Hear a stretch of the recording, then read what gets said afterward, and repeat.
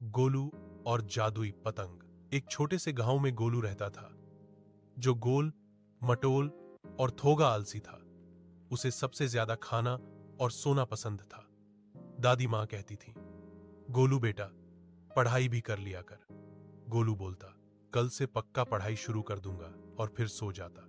एक दिन तेज हवा चली और गोलू ने देखा कि एक चमकती हुई पतंग पेड़ में फंसी है, और वह पतंग बोलने लगी, गोलू, मुझे उतारो, मैं तुम्हें कुछ खास दिखाऊंगी। गोलू हैरान हुआ और पतंग को उतारा। पतंग बोली, मैं जादुई पतंग हूं, और मैं तब तक जादू नहीं दिखाऊंगी जब तक तुम किसी की मदद नहीं करोगे।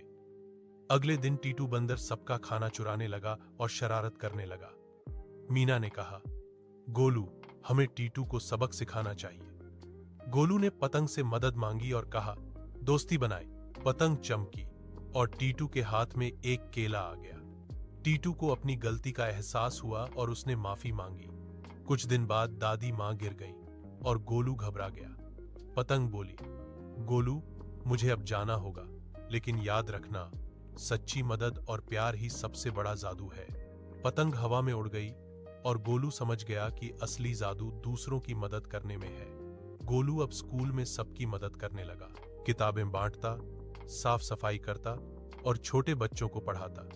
सभी बच्चे बोले, गोलू बदल गया है, अब ये हमारा हीरो है।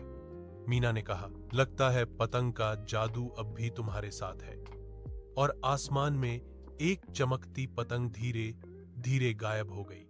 वाचक कहते हैं, बच्चों, याद रखो, जादू पतंगों या किताबों में नहीं, जादू हमारे दिल में होता है। जब हम